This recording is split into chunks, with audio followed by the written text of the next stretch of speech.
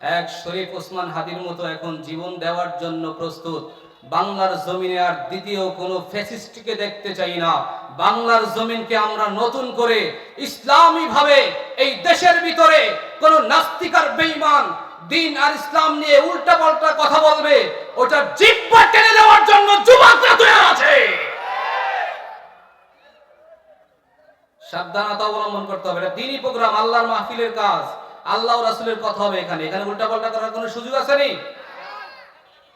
আল্লাহ হেদায়েত দান করেন, বলেন আমিন।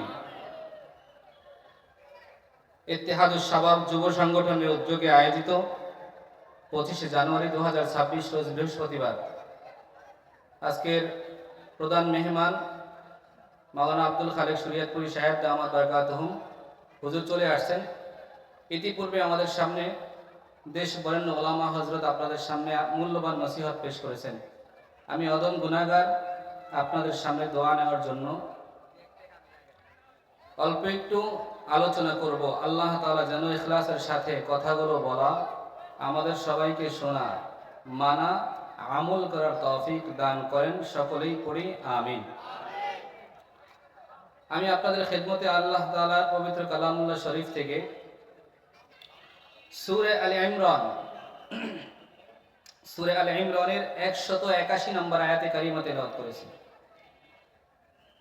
কোরআন ও হাদিসের আলোকে কিছু কথা যেন আল্লাহ তাআলা আমি অধমকে সুস্থতার সাথে সহি কথাটা বলার তৌফিক দান করেন। সকলে পড়েন আমিন। আমরা এখানে যারা এসেছি, আমাদের প্রত্যেকেরই মাকসাদ আজকের এই মাহফিলে যেন আমাদের গুনাহগুলো মাফ হয়ে যায়। ঠিক না ভাই? এখানে আমরা কেউ খাবারের জন্য আসি নাই, কেউ টাকার জন্য আসি নাই। আসছেন নি?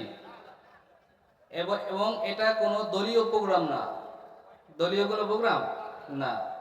এখানে সবার আসার এখতিয়ার আছে, হিন্দুদেরও আসার এখতিয়ার আছে, আছে না নাই? আমি গত 8 তারিখে বরিশাল আদল যারা মাহফিল করছিলাম, বাম পাশের চেয়ারে যারা বসা ছিল, পরে আমারে বললো আর কি অনেক হিন্দু ভাইরা ছিল। আলহামদুলিল্লাহ পড়েন। আল্লাহ তাআলা আমাদের হিন্দু ভাইদেরকেও দ্বীনের বুঝ দান করেন, বলেন আমিন। তো এখন যে মাসটা চলতেছে আরবি মাস, কি মাস চলে জানো আরবিতে? মাশাআল্লাহ, রজব মাসের আজকে কয় তারিখ? 25 তারিখ। কত? ইংরেজি কত? 15। বাংলায় মাঘ মাসের আজকে 1 তারিখ। দুঃখের বিষয় হলো যেই ভাষাটা জান্নাত পর্যন্ত চলবে সেটা আমাদের খবর নাই, ঠিক না? রজব মাস কত দামি এক মাস। আল্লাহর রাসূল এই মাসের ভিতরে আল্লাহর বাড়িতে গেছিলেন, আল্লাহ তাআলা নিয়ে গেছে রজব মাসে মিরাজ নামক একটা ঘটনা ঘটায়, ঠিক না? পয়গম্বর আরবি সাল্লাল্লাহু আলাইহি ওয়াসাল্লাম, আমি একটু সামান্য টাচ দিয়ে দিই যেহেতু এই মাসের একটা বরকত আছে, তারপরে আমি আমার মূল আলোচনা করব। আল্লাহর পয়গম্বর মক্কার জমিনে 13 বছর ছিলেন। কয় বছর ভাই? 13 বছর। 13 বছর থাকার পরে কেউ একটা দিন গ্রহণ করতেছে না। দুনিয়ায় আসার আগে বাবা চলে গেল, আসার পরে মা চলে গেল, বটবৃক্ষ দাদা ছিল চলে গেল, চাচা ছিল আবু তালেব চলে গেল, সহধর্মিণী আম্মাজান খাদিজা ছিল চলে গেল, রাসূল একা, সাইয়্যিদুশ শুহাদা আমির হামজা চাচাও চলে গেল। আল্লাহর পয়গম্বর মনে বড় ব্যথা, আমার দুধমা হালিমা বাড়ি তায়েফে, একটু গিয়ে দেখি দিন ওখানে কেউ গ্রহণ করে কিনা। আপনারা ইতিহাস জানেন, আমি পুরোটা বলবো না। তায়েফ নবী গিয়েছিলেন, সেখানে আল্লাহর রাসূলকে পাথরের আঘাত করেছিল। পয়গম্বর তাদের জন্য দোয়া করেছেন। আসার পথে আল্লাহর রাসূল দুইজন কাফেরের বাগানে ঢুকেছিলেন, উতবা সাইবা, আঙ্গুরের বাগান। সেখানে ঢোকার পরে উতবা সাইবাও বাগানে ঢুকতেছিল। এমন সময় দেখে যে মুহাম্মদ নামে যে ব্যক্তি উনি এসেছেন। দেখার সাথে সাথে এবার উনি কি করবে এখন, সাথে সাথে তিনি চিন্তা করলেন যে এখন তার জন্য একটু মেহমানদারি করা দরকার।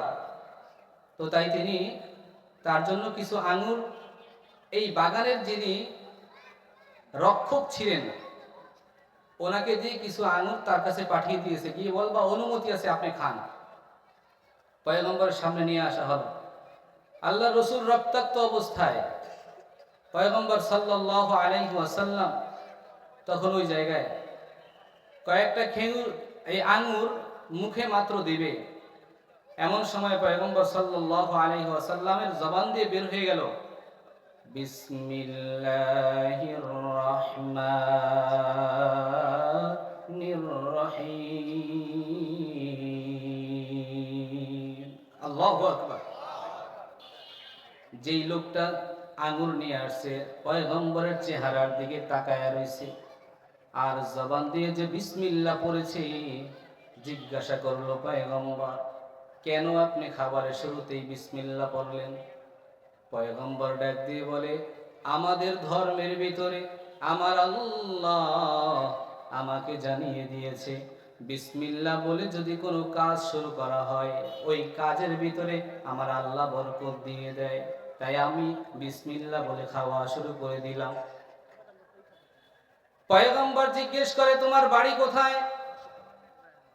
ওই লোকটা বলতেছে, আমার বাড়ি হলো ইরাক শহরের ভিতরে নিনওয়া নামক একটা জায়গা আছে, ওই জায়গায় হলো আমার বাড়ি। পয়গম্বর সাথে সাথে বলতেছে, ও আচ্ছা, ওই জায়গাটা তো এমন একটা জায়গা যেখানে আমাদের এক ভাই আল্লাহ তাআলা হযরতে ইউনুস পয়গম্বরকে ওখানে পাঠিয়েছিলেন। সুবহানাল্লাহ। লোকটা চিন্তা করে, আমার এলাকা, আবার এলাকার বিশেষ একজন ব্যক্তি, তাকে কিভাবে চিনে? সাথে সাথে পয়গম্বরের চেহারার দিকে তাকায় বলে, ও পয়গম্বর, আমার আর বুঝতে বাকি নাই, আল্লাহ তাআলা আপনাকে দুনিয়ায় আখিরি নবী হিসাবে পাঠাইছেন।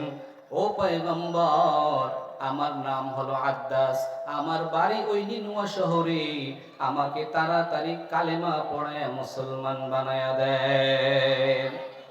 আল্লাহর পয়গম্বর ওখান থেকে চলে গেল নাখলা নামক জায়গায়। 3 দিন রক্তমাখা দেহ নিয়া পয়গম্বর দাওয়াতের আমল করেন।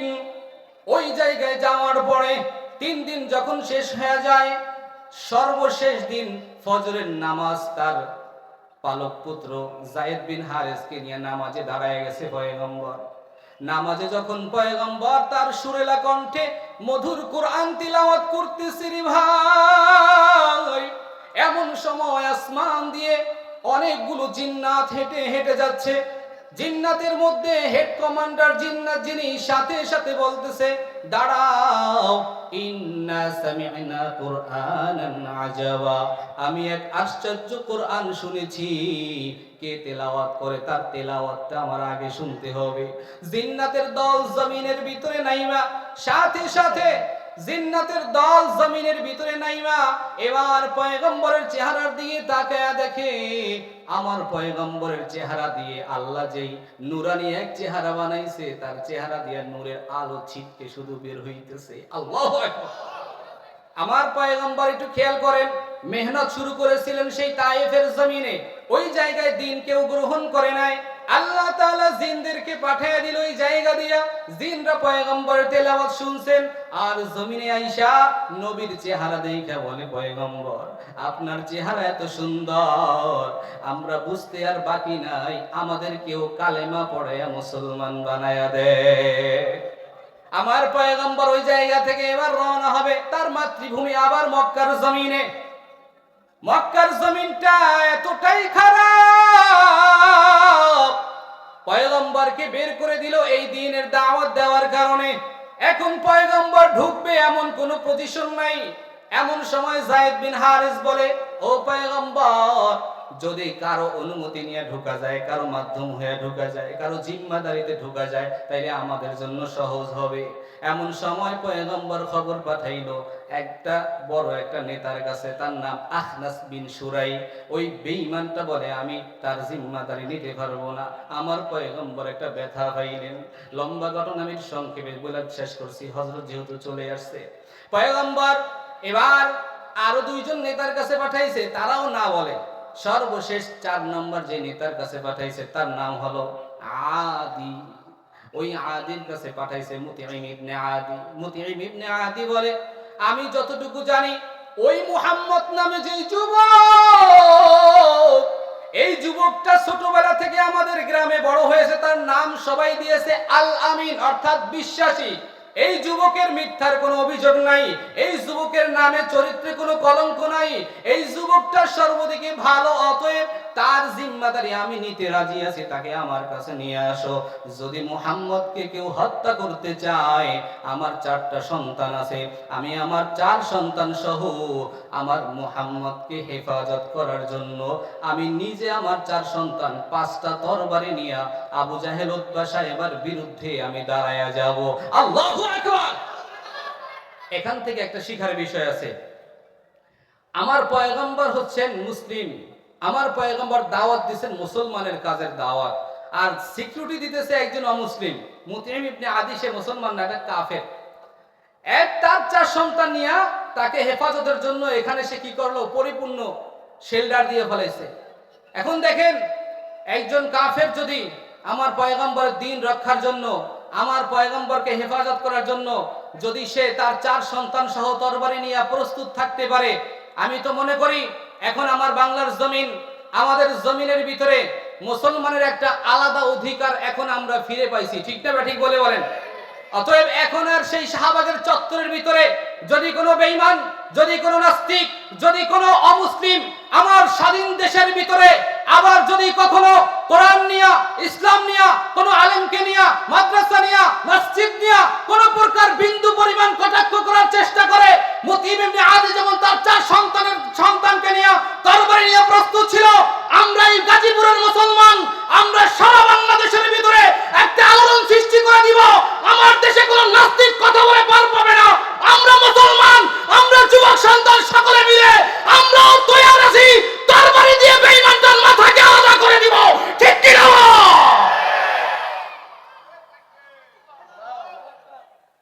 এটা কোনো দলীয় স্লোগান? কথা বলেন, এটা কোনো দলীয় স্লোগান? যুবকরা সাথে আসো তো? আমরা সবাই ভয় করি কাকে? কথা বলে না, ভয় করি কাকে? আমরা এক আল্লাহর গোলাম, পৃথিবীর কাউকে ভয় করি না। মুসলমানের জীবন একবার এসেছে, একবার মরণ হবে। এই মরণটা শিয়ালের মতো চাই না, বাঘের বাচ্চা হয়ে জন্ম নিয়েছি, বাঘের বাচ্চার মতোই দুনিয়া থেকে যেতে চাই। কোন বেঈমানের পা চাটতে আমরা বিন্দু পরিমাণ রাজি নই। ঠিক কি না? আল কোরআনের সৈনিক আমি, নেই কো পরাজয়, এক আল্লাহর গোলাম আমি, এই তো পরিচয়। ঠিক না ঠিক বলো? আল কোরআনের সৈনিক আমি, নেই কো পরাজয়, এক আল্লাহর গোলাম আমি, এই তো পরিচয়। এই পৃথিবীর সবই নকল, এই পৃথিবীর সবই নকল, আসল কিছু নয়, এক আল্লাহর গোলাম আমি, এই তো পরিচয় আমার, এই তো পরিচয়। ঠিক না ঠিক বলেন? কোরআন হাদিস শাসনতন্ত্র, রাসূল আমার নেতা, উৎসাহ মোর চির অম্লান, ইতিহাস বীর গাথা। ঠিক কি না? কোরআন হাদিস শাসনতন্ত্র, রাসূল আমার নেতা, উৎসাহ মোর চির অম্লান, ইতিহাস বীর গাথা। এই দিলের মাঝে আল্লাহ ছাড়া, এই দিলের মাঝে আল্লাহ ছাড়া নেই তো কারো ভয়, এক আল্লাহর গোলাম আমি, এই তো পরিচয় আমার, এই তো পরিচয়। যুবকরা বলো ঠিক না ঠিক? তোমরা সবাই বলবা আগামী দিনে তোমাদের রক্তের প্রয়োজন আছে। এই বাংলার জমিনে দ্বিতীয়বার যদি হিন্দুস্তান থেকে, আমাদের হিন্দুস্তান থেকে কোনো বার্তার প্রয়োজন নাই, বাংলার জমিনে আমাদের রাহবার মামুনুল হক সাহেব যদি বলে দেয়, জার্মানের পীর সাহেব যদি বলে দেয়, আমাদের রাহবার যারা আছেন জামাতের আমির যদি বলে দেয়, তাহলে আমরা এই দেশে ইসলামের জন্য আমাদের তাজা রক্ত দিতে রাজি আছি। ঠিক না ঠিক বলো? আমি তোমাদেরকে ছোট্ট একটা ওয়াকিয়া বলি। হযরতে আবু যর গিফারী যখন সর্বপ্রথম মুসলমান হয়, সর্বপ্রথম মুসলমান হওয়ার সাথে সাথে আমার পয়গম্বর বললেন, আবু যর শুনে নাও, মক্কার অবস্থা বেশি একটা ভালো না, তুমি গোপনে গোপনে আল্লাহর ইবাদত করো। আবু যর সঙ্গে সঙ্গে বললেন, ইয়া রাসূলুল্লাহ, আপনি নবী কি সত্য নবী? কয় হ্যাঁ সত্য নবী। আমার আল্লাহ কি সত্য আল্লাহ? কয় সত্য আল্লাহ। আপনি যে কালেমা পড়িয়েছেন এটা সত্য তো? কয় হ্যাঁ সত্য। কয় যদি কালেমা সত্য হয়, আপনি নবী সত্য হন, আল্লাহ যদি সত্য হয়, তাইলে ইসলাম কেন গোপনে হবে? আল্লাহু আকবার। আমার কথাও একটাই, আমার দেশের আওয়ামী লীগ মুসলমান, ঠিক কি না বলেন? বিএনপি মুসলমান, জামায়াত মুসলমান, তাবলীগ মুসলমান, চরমনাই মুসলমান, সবাই যদি মুসলমান হয়ে থাকে, মুসলমানের দেশে পার্লামেন্টে কোরআন চালু করতে তোমার কোন জায়গায় চুলকানি রয়েছে এটা আমাদের দেখা রয়েছে, ঠিক কি না বলো?